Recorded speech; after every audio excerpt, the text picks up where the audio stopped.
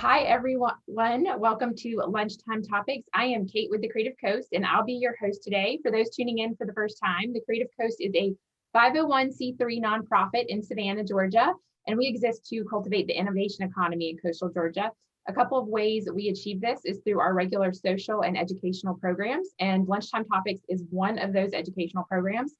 During Lunchtime Topics, we feature a business expert who shares their wisdom with the region's new startups, established founders, solopreneurs, and business professionals. So if you haven't been here, I'm going to give you a little recap. So in January, we've been focusing on goals and intentionality and being actionable about achieving our goals as these things relate to starting a business or doing just our best work as a professional. So last week, Shannon James, who is the owner of Shannon James LLC, and is a certified success coach.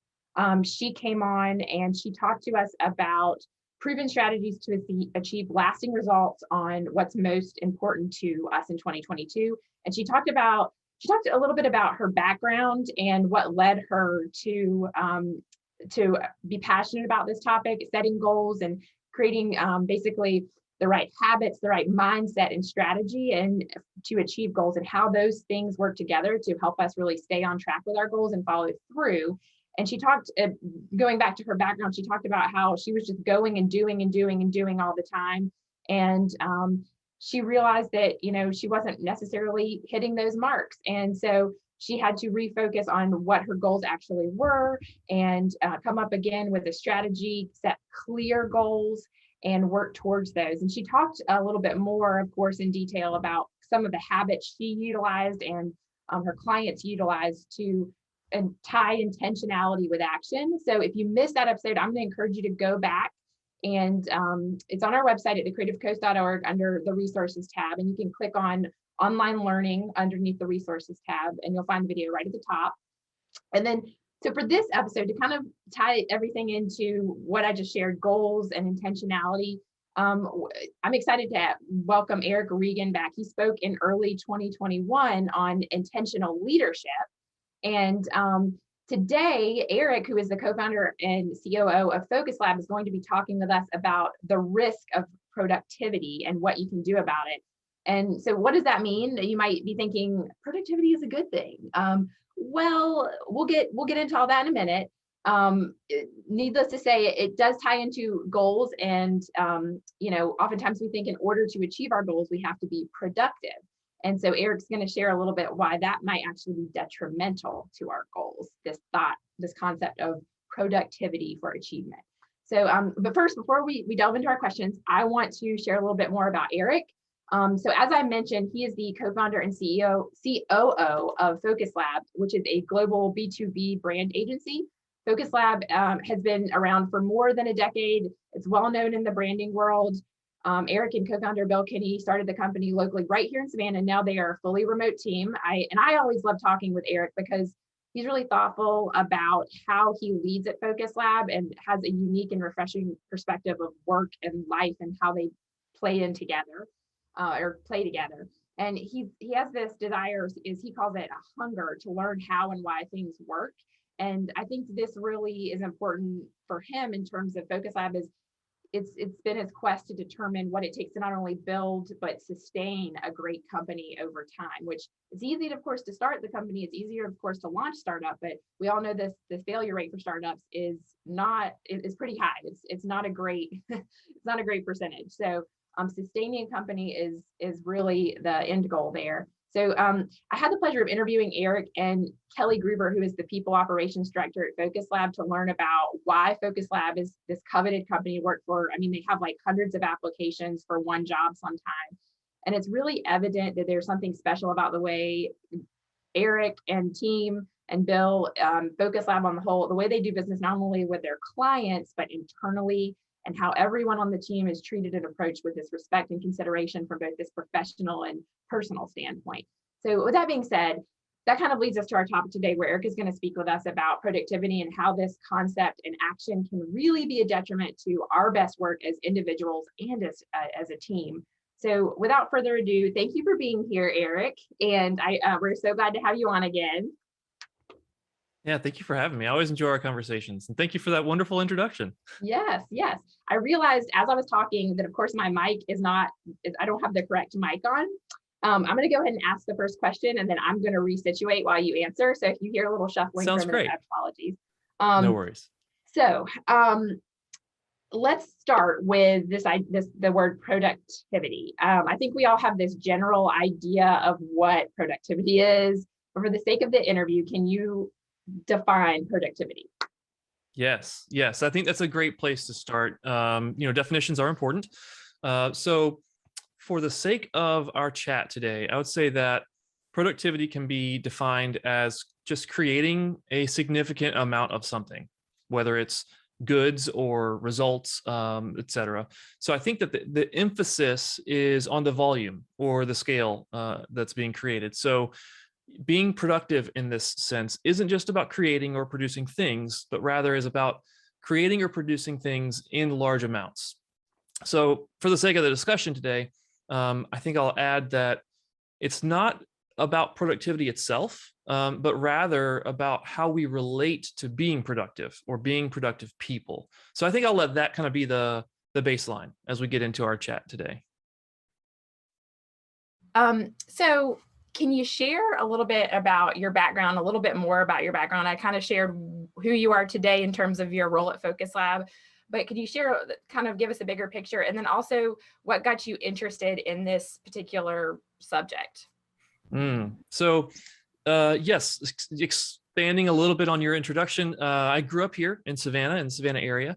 I early on had an interest in music and technology, kind of in my teens, and wasn't really sure which to pursue career-wise. I thought it was going to be music, so I started college in a music program at Armstrong, now Georgia Southern. I pretty quickly realized that school just wasn't for me. And I also realized and knew that I wanted to get married sooner rather than later. So basically, long story short, I dropped out. Worked a few jobs here and there while building websites on the side.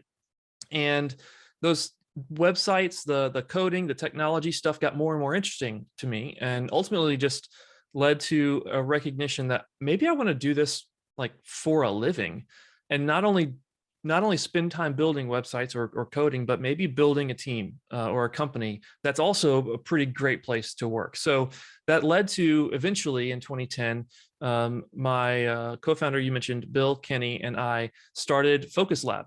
And we started in Savannah, downtown, in an office in the historic area, and just slowly started doing work for clients from there. It was a good time. Certainly ups and downs along the way, but when you launch a business, it has a tendency to influence the people that you hang out with. So I started to spend more and more time with and around other freelancers, business owners, entrepreneurs, etc.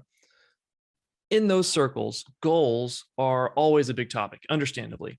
Strategies, accomplishments, the idea of success. How do you know if you're succeeding? Those are just common themes.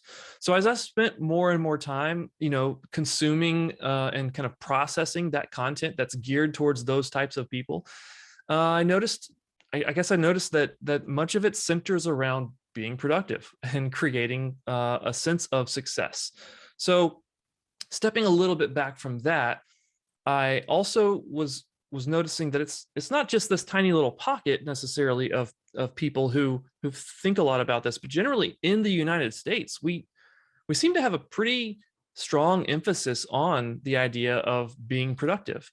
I tend to be a pretty curious person, and so I started to wonder if it had some roots, maybe in the industrial age, second, so the sequel, if you will, the Gilded Age.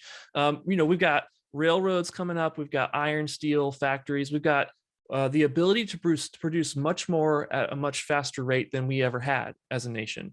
And so a lot of businesses were requiring workers to spend an obscene number of hours working every week. And long story short, there we end up with laws that limit work hours and create overtime and other things. But as our country developed, we further kind of nurtured an environment that was centered around production and consumption. And it's this centricity of production and consumption that stood out the most to me. And I just felt like using the word centricity if it makes me feel smart. So anyways, fast forward to 1950s. We've got economists who are looking at the rate of technological advancement. They're suggesting, by the end of the century, I think the biggest problem that the American people are going to have is deciding how to spend all their extra leisure time, because we won't have to work as much. Technology is going to continue to advance. And of course, that's not at all how this has panned out. Many of us still have a 5-day work week. We often talk about a 40-hour work week, but particularly in the business and entrepreneurial space, we tend to work well beyond 40 hours. And I mean, it can even be praised and celebrated when you work yourself to the bone. It kind of gives me some religious vibes sometimes. Like, we have this ideal of success that we tend to worship. We have this idea of productivity that we tend to worship. We will sacrifice things, money, relationships, time, etc., at the altar of success. We can even praise or lift up the saints and martyrs who were successful, even if it cost them a lot. So it can be really interesting culturally. So anyways, why am I passionate about the topic? I believe that our identities shouldn't be tied to how productive we are. And I want to challenge all of us to find better things to find fulfillment in and center those identities around. So I really like the phrase, we're not human doings, we're human beings. So what if we focused a little more time on what we are and what we want to be, rather than what we do or what we want to achieve or want to do? So it's about being, in a sense. Who are we as a person individually? And I don't think we want to center it around productivity, but I think the risk is right there. Like, that's where it starts. And I've got to say, how this topic kind of came up too was Erik and I were brainstorming topic ideas, and I was telling him how we were focusing on goals and intentions for January. And I was like, what we should talk about is how to be more productive. And Erik was like, well, he's like, actually, I do have something on that, but not what you think it is. So I'm interested to hear more. And I've got to ask, so what's the risk that you see in focusing on productivity as a measure of performance for success? Yeah, that's a great question. I think the risk is pretty simple to state, but maybe tricky to notice. So when productivity is the goal itself, I think that's putting us at risk of producing simply for the sake of production. And in that mode, we can tie our identity to our ability to produce something at scale. I like how Henry Nouwen describes our generally people's battles with identity. He says that there are 3 main lies that we tend to believe. The first is that we are what others say about us. The second is that we are what we do. We are what we have. And the third is we are what we do. And so it's that third one that I think connects to this topic. And I think Nouwen would say that we would be believing a lie if we thought that we are what we do or what we produce. So if productivity is just a means to an end, though, I think that's a healthy space. I think identity is really at the core of the topic. Productivity is great.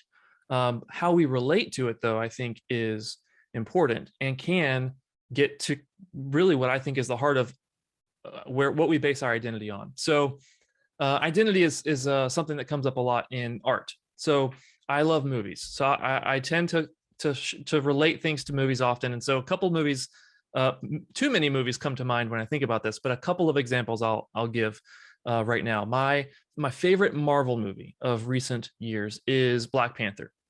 And there is a deep theme of identity strung throughout that entire film. It opens with an origin story about where a family is from. Throughout the movie, we see the protagonist, T'Challa, finding himself or finding out who he is. There's an antagonist, Killmonger, who has his own journey of identity. And it's probably a half dozen or more times that we hear the phrase, "Who are you?" in one way or another throughout that film. And it's much deeper than just an individual identity in that film, but that's just one quick example how deeply tied in that one question of who am I goes into this movie. And I love the ending of the movie, not the bonus credit scene ending, but the end before the credits. It's kind of hard to say what's the end of a Marvel movie these days. But at the end of the movie, the T'Challa's on a basketball court, and a kid walks up to him and just says, "Who are you?"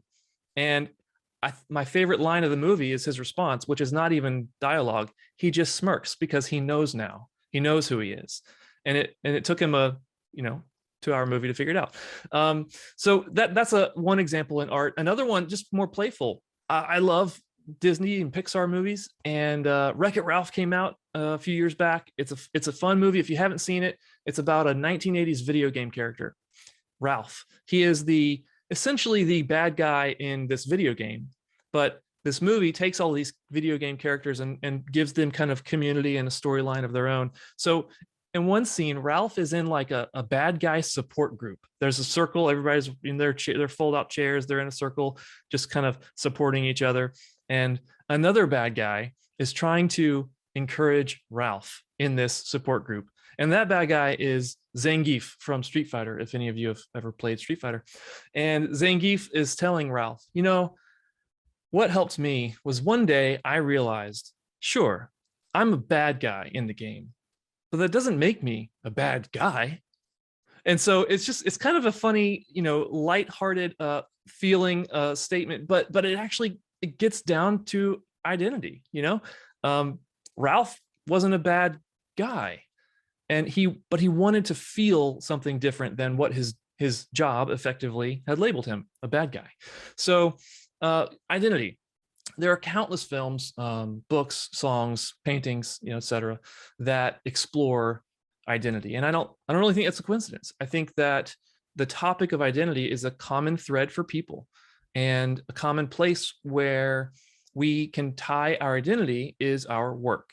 So there's a lot of words, but I think that the biggest risk is finding our sense of self-worth or value or identity in what we produce or how much of it we can produce. And culturally, we're in a pretty tough space in the United States to have a healthy relationship to productivity, because our culture is really centered around production and consumption. So the odds are kind of against us if we're not careful. Right. And perhaps you're going to talk about this, but I got to say, I was reading a book called Flex by Annie Aberbach. I think that's her name. And she's been a big proponent of like flexible work that works for both you and your employer for years. And so, of course, when all this remote work started happening in, I guess, during the pandemic, her book was like everywhere. And so I just was interested to hear what she had to say. And she talks a lot about, too, this idea that so often we spend so much time focused on doing and being productive that we don't do the things that are actually, especially if you're a creative person, like in the world of design, that it takes away from our work because we're not doing the things that initially inspired us to, if that makes sense. Like if going on walks is something that clears your head, gives you, energy and helps you think more clearly, but you're not doing those things, that's a detriment, right? Like you're probably not, your work's probably suffering from it. So I didn't mean to talk about that too soon, but just related to what you're saying there. And like also your sense of identity is like you lose your sense of what made you good at what you do in the first place. You're so focused on doing these things that you think are going to help you that you're not actually being true to who you are. So anywho, so what are some practical steps that people can take, or some tools that people can utilize to redirect their focus from being productive as this kind of key performance indicator while still getting the right work done? Yeah, I think that will depend a little bit on where each person finds themselves today. So let me explain what I mean. If you've ever done any kind of like personal work around knowing your own value, you have a sense of self-worth, basically, you kind of might be ahead of a number of us. But if you haven't done something around there, then I think there's a pretty simple place that we can start. So I don't personally think that anyone's value comes from how productive they are. A simple exercise that might help kind of nudge us in a good direction.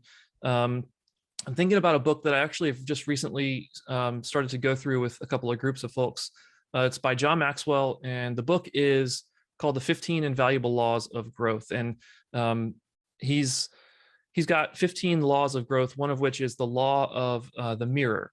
And the principle in this is that you must see value in yourself if you're going to add value to others. And the exercise sounds simple, but again, might not be easy depending on where you are and your kind of just personal history. But in short, you make a list of what you see as your best personal qualities, and you take time to list it out. And then you try to boil it down to which of these words best describes you. And then when you have a smaller list, then you look at that and say, which one word best describes you? So maybe you end up with a list of things like, I'm empathetic. I have good discernment. I'm kind. I'm funny. I show up for my friends, or I show up for my family. I'm creative. I just have a analytical mind, and that's a strength of mine. You just come up with all these different things that are just qualities that describe you. And some of us have a harder time with that than others, simply because some of us have a background where we grew up in an environment where none of that was ever shown to us. And in fact, we were even shown opposite things, negative things. We were told that we were negative things. And so our backgrounds will have an influence on how easy or difficult this exercise is. And so if you're struggling to come up with a good list of these qualities for yourself, you can also maybe ask a trusted friend or coworker or family member, just to simply tell you the things that they see in you. That can get us moving in a direction that takes us beyond our ability to create stuff, our ability to get stuff done. Another good actionable kind of step comes from the book Atomic Habits. James Clear wrote this book. It's relatively new, but it's also pretty popular for such a new book. It's been popular for a good reason. One of the things that he talks about is the role of habits in our lives, and he takes some time to describe the difference between outcome-based habits and identity-based habits. So he has a simple exercise that he would suggest in trying to create some identity-based habits. And so there are two steps. The steps are: decide the type of person you want to be, take some time to do that, and then prove it to yourself with small wins. And this sounds pretty simple, but again, it's one of those things that, depending on where you find yourself, it actually might be kind of hard to do. It's not, even though it's simple to describe, it might not be easy to actually do. But in that case, you could say, you know what, I want to be the type of person who writes every day. I want to be a writer. I want to be, there are a number of examples that he'll give you in his book. And he also writes on a blog a lot, for what it's worth. So you can go to jamesclear.com and find quite a bit just freely available online about these identity-based goals, or habits rather. So first idea: create a list of traits or qualities about yourself that might be helpful. Another idea: think about the type of person that you want to be and jot that down, and then go a step further and actually just acknowledge when you've done some of the things that type of person would do. Whether it's, you know what, I wrote for 10 minutes today. Writers probably write every day. I must be developing into a writer of some kind. So just small wins are the key, and a constant theme in James Clear's book, Atomic Habits. So those are two, I think, very practical examples of how to identify things that are not just your ability to produce. Great. So in your 2021 lunchtime topic, you spoke on intentional leadership again, just rephrasing that for anybody who didn't see it, and I encourage you to go watch it. But you touched on, during that lunchtime topic, the importance of time budgeting. And can you talk a little bit more about what that means as it relates to today's lunchtime topic? Yeah. So time is the only resource that we cannot create more of, at least that I know of. So just think about how we discuss time as a resource. We talk about how we spend time. We're spending it, right? So we also spend money. So let's think about the connection there, or maybe some differences. Unlike money, we can't make more of time. So simply put, I think we just need to budget our time in the same way that we might budget our money. That way we're spending it on purpose. It's something that isn't just a haphazard, like, where did the time go? Oh, I don't know what I did for those 8 hours or those 30 minutes or those 3 months. We're actually intentionally spending the time that we expect to have on the horizon. So, connecting, I think, to the theme today, I think it's important for us to intentionally spend time thinking about how we relate to productivity. Is our identity tied up in an ability to produce at a certain scale? What else could we connect to our identity instead? And what would it look like to spend our time, to budget our time toward that end? I'll stick with the simple writer theme that I threw out there. If I want to become a writer or be a writer, then maybe I'm not going to focus on writing a book or writing 20 blog posts this year or some kind of traditional goal language. Maybe I'm just going to talk about, I'm going to write for 10 minutes a day. That and maybe on the other side of that, a byproduct is what I have produced. So spending the time, budgeting the time, is something that I think can be a healthy way to look at time and a healthy way to kind of think about what we're producing, and even a better way to think about why we're producing what we're producing. So at the end of the day, I think producing and creating is a beautiful thing. I think we need it as individuals, as communities, as a society. But I think we would do well to keep productivity in its place, to not let it define us in a sense.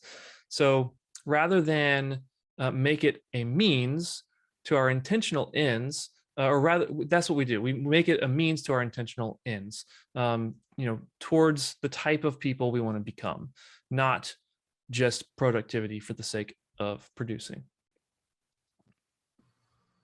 That makes sense. I think we talked about this before, but it makes me think of this software that I use called You Need a Budget for my personal budgeting, and how it forces you to give every dollar a job. That's like their, I guess, I don't know if it's their slogan, but I think it's their rule, one of their 4 key rules. Anyways, and I think if we thought about our time like that, so someone saying, yes, why not? All right. Yeah, but I think if we were forced to really be intentional about our time like that, and think about like, well, every minute, well, not every minute, but like, budgeting our time in a way that is going to be conducive to what you've shared today. Anyways. Yeah, I'm glad you bring up YNAB. Quick plug. It's a great app if anybody needs some good tools to manage finances. One of the things I didn't hit on that I think you've just kind of jogged my brain a bit, and I'm glad. When it comes to productivity, Shannon hit on this in the previous lunchtime topic. So if anyone listening hasn't listened to hers, you should go check it out. But one of the things that we should budget in is some of the obvious stuff that we don't even realize we should prioritize, like sleep or rest or a walk.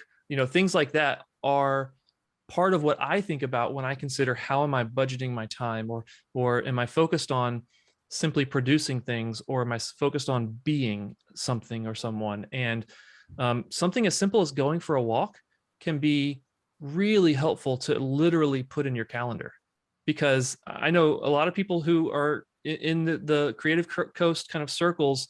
We're entrepreneurial. We are doing, whether it's a full-on business or multiple businesses, or if it's a side gig or freelancing, we have this hunger to create things for other people, to put things out into the world. But if we're not careful, we spend all of our time doing that. But we need to also be cautious and intentional to budget time for rest, budget time for fun. I mean, some people can just forget to have fun. They're just wired that way. And I think fun is necessary too. So the way we budget is important, even down to things like planning to go to sleep at a decent hour, or at least get enough sleep, regardless of what time you're going to sleep. Planning to eat well, planning to move around a bit more than just sitting at a desk. So budgeting time isn't just about today I didn't want to just focus on the goal side and the producing side, but there are other elements that we should be budgeting and thinking about that help us and allow us to do those things. And we can't lose sight of that either. So get some good rest, y'all. Yeah, I was talking to another entrepreneur in the community recently who this person was spending all their time going to every networking event, like all day long. They'd be at different lunches all the way until like 8 o'clock or 9 o'clock at night. And they said, I had to go look and see like, well, yeah, I want to go support these other, it's good to build good community partnerships and relationships and support friends. But I also have to look at like, what is that doing for the work that I'm trying to do today? And also my personal life. Like, it was hard to get home and be with my child in time for dinner when I was doing all that. And I had to really step back and go, what is this? How I'm spending my time? How is it really serving me and and also my work and making it best for everybody? Somebody is saying, speaking of budgeting, and this is, Erik, I want you to share more about where people can learn about you before we go into Q&A. So if you can do that real quick, and we're going to do Q&A, guys. Yeah. Well, actually, oh man, I had a thought that was related to what you were saying. Give me 1 second. I think I'm going to find it. It'll come. It'll be there. Wait for it. Nope. No, I think it's gone. Maybe I'll think of it later and I'll bring it back. But I think that, found it. Hey, I knew that would happen. So one thing I also will add is a lot of us are also problem solvers in the work that we do, in the things that we create, the things we produce. Part of it is solving problems. And I have noticed for myself that I tend to solve problems in the most odd places. A really common one is if I'm driving alone in a car. Doesn't matter what I'm doing, what I'm listening to, what I'm not listening to. My brain is just working in the background on that problem from earlier in the day or earlier in the week. And all of a sudden I realize that I have thought of a solution while I'm not trying to think of a solution to a problem. I've done that with code. I've literally figured out code problems while driving and just in my head on accident. That's happened to me in the shower, on a walk. It's happened in just the strangest, weirdest places. And so I got curious and started to kind of look into that a little bit and realized, that's normal. That's actually how our brains work. When we give ourselves space, when we give ourselves margin, our brains keep working on some things. And so if we're not actually building in margin to our calendars, then we're robbing ourselves of opportunity to solve some of the problems that we're trying to solve. So, it's not an exaggeration for me to say, put your walk outside on your calendar, like block it, make yourself do it. If your calendar is a way that you kind of plan your time. So creating margin is contributing to a number of things. There's just a healthy life balance happening there. There's just good physical health involved. But it also can come back full circle and contribute to our ability to be productive and get the things done that we're trying to get done. So not directly tied to, where we were going, but as you started to talk through some of that, Kate, I couldn't help but want to dig in a little bit there. But you asked about how people can kind of stay connected to me. Pretty straightforward. There are two main places. The first, for the agency side, you can go to focuslab.agency, and we've got a newsletter there that you can subscribe to and follow along. We've got, social media profiles. Most of those are at Focus Lab LLC, whether it's, Instagram, Facebook, Twitter, etc. We have a YouTube channel as well, and a podcast that is kind of new, but a great way to just follow along the work that we're doing for clients and the ways that we look at work. On the personal side, you can find me at erikreagan.com. So as long as you can spell it, you'll find me. It's ERIKREAGAN. And that's the same for most social media platforms, just at Erik Reagan. So those are the main ways you can kind of stay connected to me or reach out to me. I love to connect with folks after things like this, and I try to make myself pretty accessible. So hit me up. Yeah, I put those in the chat I think I did it, focuslab.agency and erikreagan.com. Yeah. I spelled your name enough now to not get it correct. So, so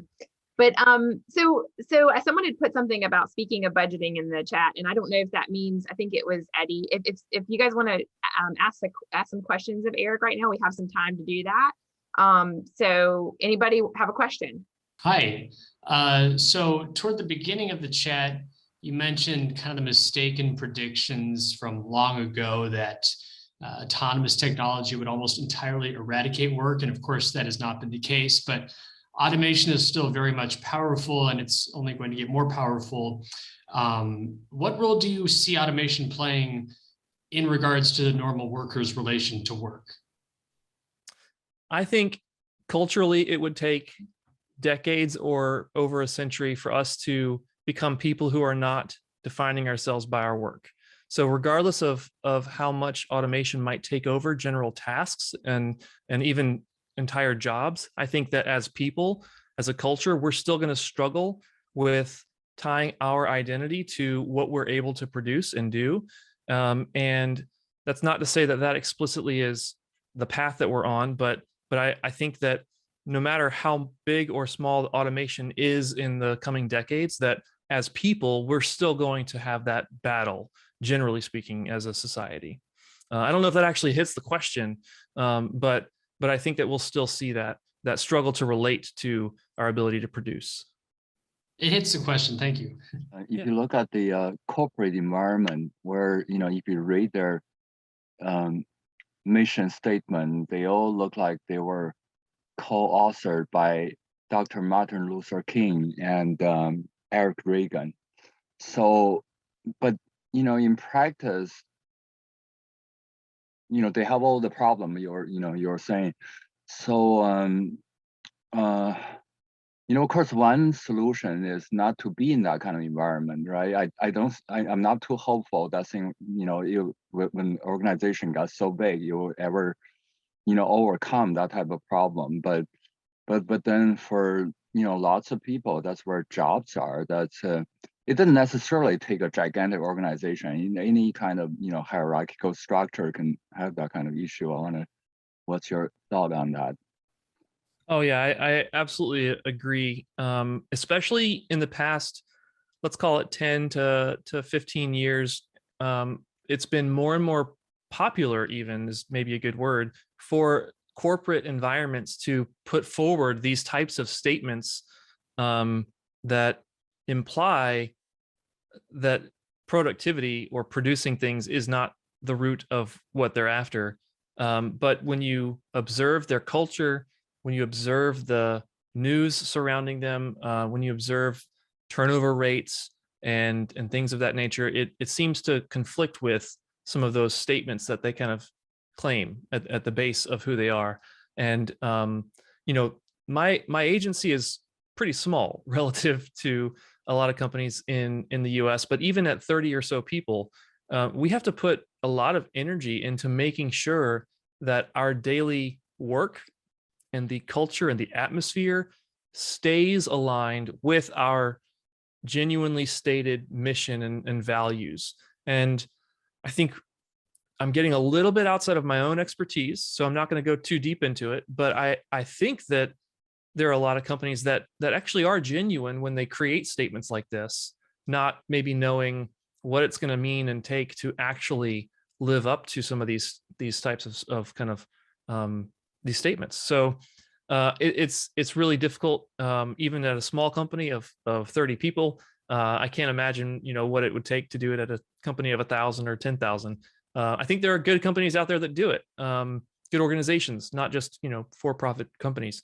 But it's pretty clear that it's uncommon for now for there to be cohesion and integrity between the statements themselves and the actual day-to-day work of these organizations.